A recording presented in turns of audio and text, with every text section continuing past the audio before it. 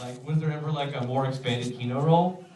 No, actually, when I first got the script, you know, I don't know how many people know that in the first movie, I did all the martial arts for the character Donatello. And then the producers, after having filmed the first movie, wrote me into the second film as Kino. And it pretty much actually stands where it is. So what you see on the screen was pretty much how, you know, the way that the script was. So in the script it says they fall into a club and then Vanilla Ice sings Ninja Rap. And they're like, yeah, the kids are gonna love that. Like, was that written? Pretty much, yeah. Getting to be Donatello and, like, you know, be in every single take, it gets to like show your martial arts, but then also like getting to have like your face time. Which of the two movies did you prefer to make? Which do you think, Greg? As you say, smiling at me, I guess the vanity project that is Secret of the Ooze. No, I mean, it was kind of cool because, you know, the first time around, we were in the suits, and it was in the middle of summer, North Carolina. It was about over 100 degrees with like 100% humidity, and we're working long, you know, hours, 12, 16-hour days, doing fights all day long. So the second time around, all the actors were pretty much the same that were from the first movie. And I was out of the costume, so that was really cool. In the scene where we have Splinter going around, going, you know, I'm Leonardo, I'm Donatello, and all the, you know, actors were introducing themselves. I was really happy to be out of the costume. It was like, yes. Yeah, did those guys treat you really badly because you didn't have to wear the suit? Yeah, I think they were a little jealous. I mean, I feel like we don't have that much time with Ernie, but I want to let you guys ask as many questions as you can, so I don't want to hog the spotlight here. So if you guys have a question, put your hand in the air, and then I'll ask you to say it out loud. Really, you guys just came for the pizza? Yeah, I see you there in the back. So, in the first movie, at least, like, fighting in the costume, is it all memorized because you can't see, or how do you see? Yeah, I mean, it's pretty much almost like doing it blindfold. You have these very little small slits in the top of the eyeball that you kind of see out of, but not really. So a lot of it was just, we did so much rehearsal and choreography before we actually started filming. It was literally like months of rehearsal time. So by the time that we actually got to the scenes where we were filming them, it's pretty much like a dance where you know where everyone's going to be, and you hope that you don't kick anybody upside the head. Whenever you do the movie, were you saying the lines of the characters, or did they have the actors there? No, there's about like 4 different people that were actually doing it, and when we did most of the stuff, when we did the action, there wasn't really any dialogue, you know, in between, and if they did, then they would just switch out, and the actor would do maybe like the last movement of the fight, and then go into his dialogue. So how do you feel about being dubbed over by Corey Feldman?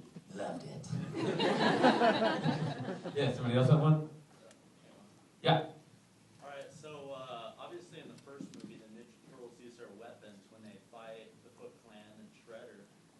What was it like seeing the filming of the second one where they don't actually use their weapons?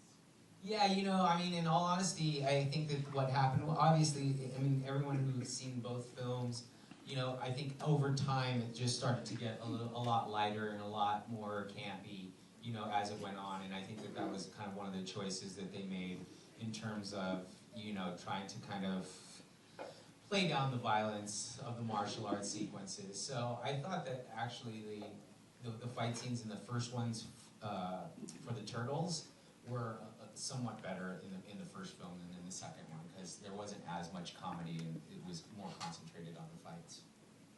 Particularly Donatello's fights, right? That's right. Way better. Way better. Somebody else?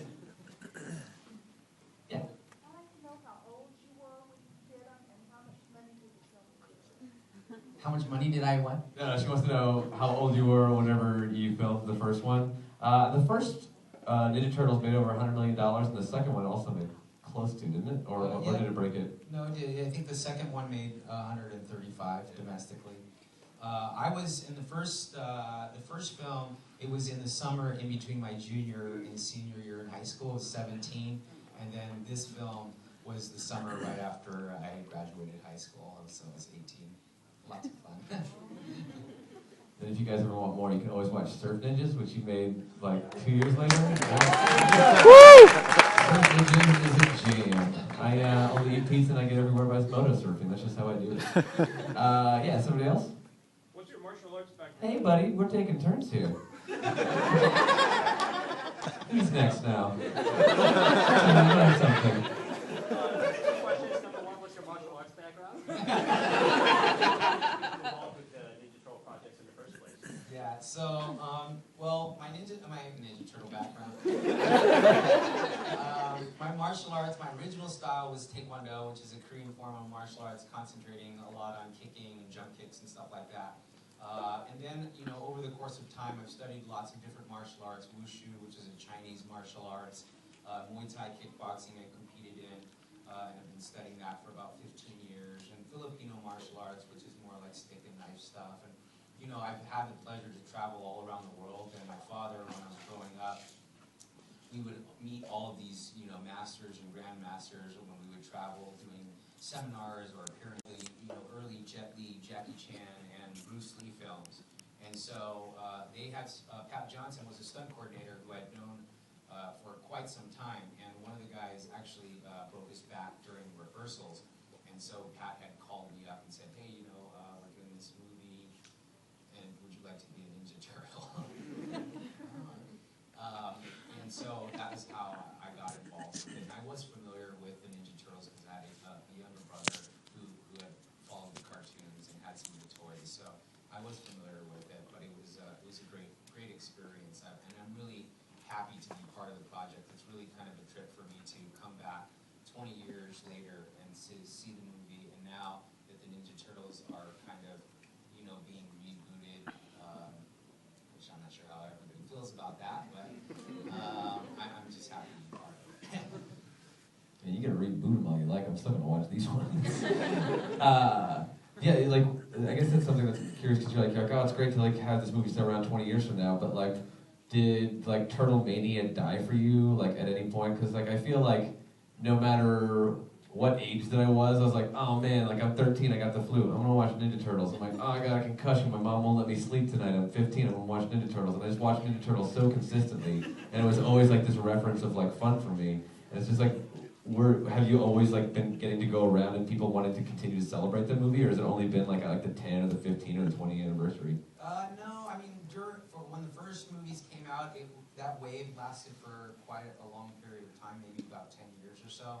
But I'd say from like the mid-90s, maybe up until more recently, it kind of died out. And then I started seeing, you know, I started getting recognized a lot more just, you know, when the workforce became the people that were actually growing up watching the movies. So there's definitely about a 10-year period there, or 15-year period. And then all of a sudden, you know, I started getting recognized more, and they were like, hey, you're the pizza, and it happened to be the waiter or, you know, wherever I was. So I've only in the last, I'd say, 5 years, started to kind of come back around and do some stuff with the Ninja Turtles, and so that's pretty much it. You ever thought about doing like stunt pizza delivery and just like showing up to people's houses?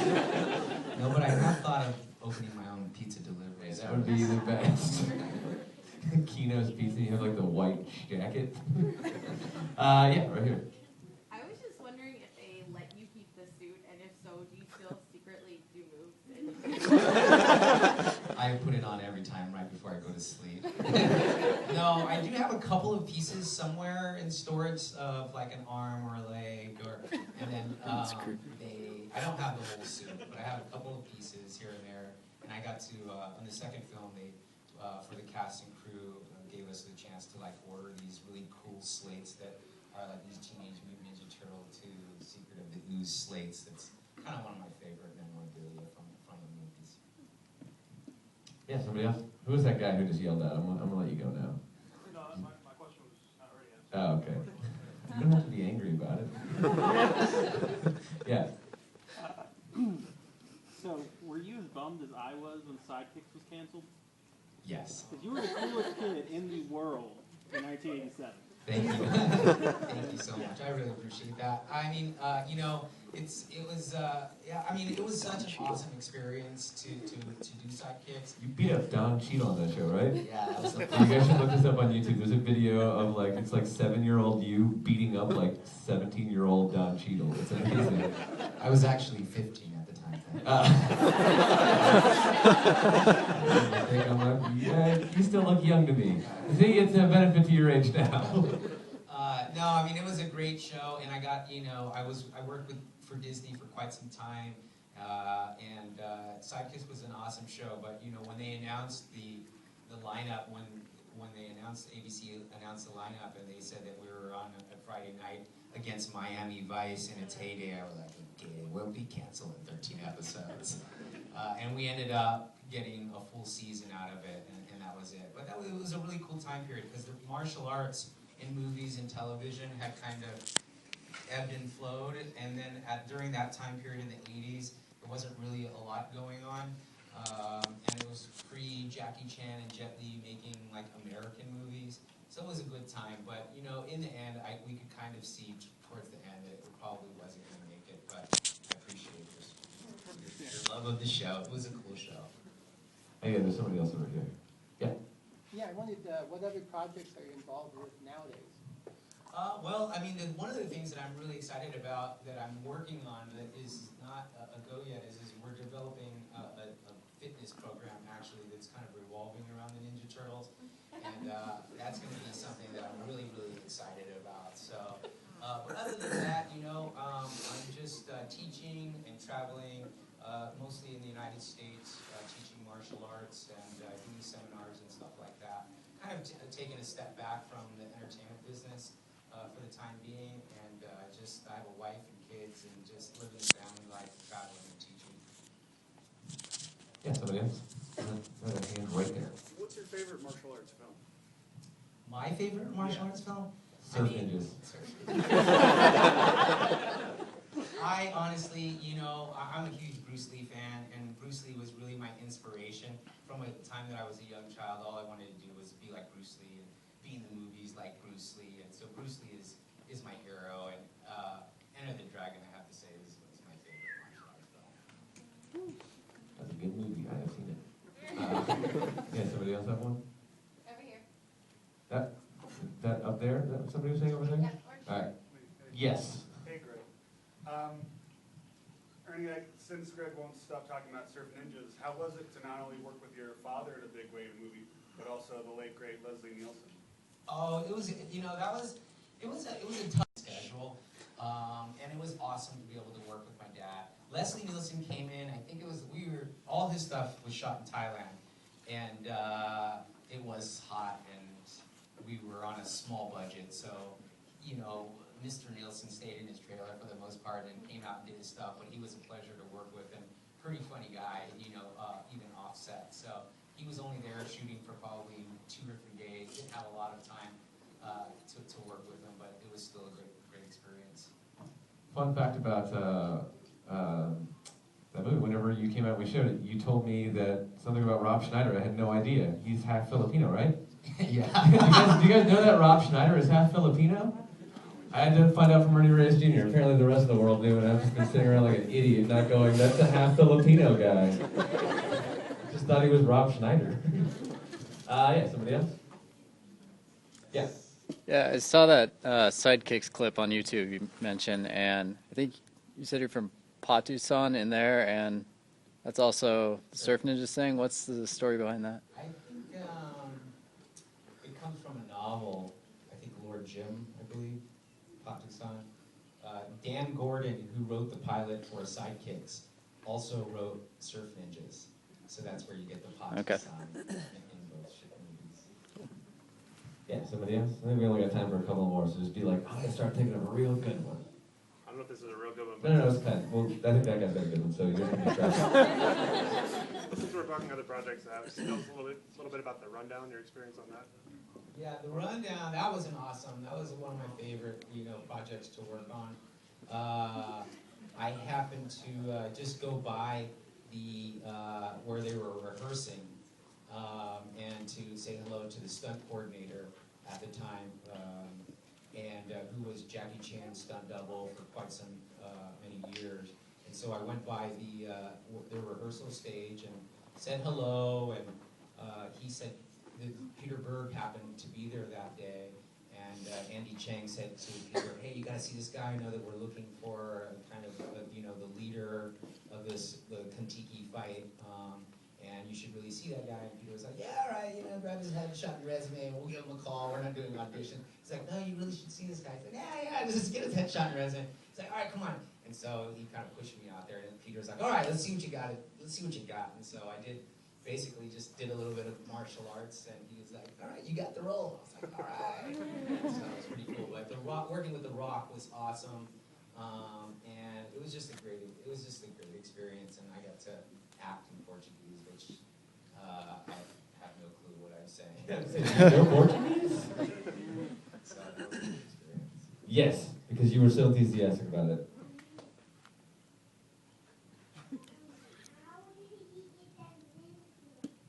How did you get the ninja suit on? The same way you got on that jacket. No, it was actually when we were prepared to. When I was working on the first movie, it would take probably around 45 minutes to get the thing on, and it was really kind of a nightmare to be in for 14 hours a day. And but it was really hot. It took a long time. And the only thing that they would do is take off her head and maybe the shell, and then we'd have to stand around and rest the stuff for the 14 hours left in the day. I mean, kind of on a tangent from his question, but how did you pee? Like, did you be like, "Hey guys, let's do the 45-minute off, this 45-minute back on, because I gotta pee"? Like, you didn't. You just sweated it all out. That's a romantic story. Yeah, somebody else? Yeah. I don't think I'll live up to the expectation that you set forward earlier, but what's your favorite Ninja Turtle? Is it the expected Donatello, or what is? Yes. I'd say probably Donatello. I'd have to say yes to that. Yeah, so we probably have time for about one more. So if somebody's just like, "This is my question." All right. Like, your hand's kind of casual up there, but I'm still going to pick you. So you mentioned that your brother was the appropriate age for the franchise, and you've got kids now. They're gonna just like explode. Like, my dad's a Ninja Turtle, my brother's a Ninja Turtle. Like, Yeah, he was pretty. I mean, he was pretty much like floored when I told him that I was actually going to be in Ninja Turtles. He couldn't really believe it. And it's funny because Kevin Eastman had a 35 Days with Kevin Eastman at Meltdown Comics not too long ago, and my younger brother actually was able to kind of spend some time and do some videography with them. So that was really cool to see at the time, I think he was like 7, 8 years old, and then 20 years later, he's become friends with Kevin and is helping out on some stuff that Kevin's doing and some videography stuff. So my brother is still, after all these years, just really, really stoked to be part of the Ninja Turtle family. Yes. Ernie, thank you so much for being here. It is always a pleasure. Really,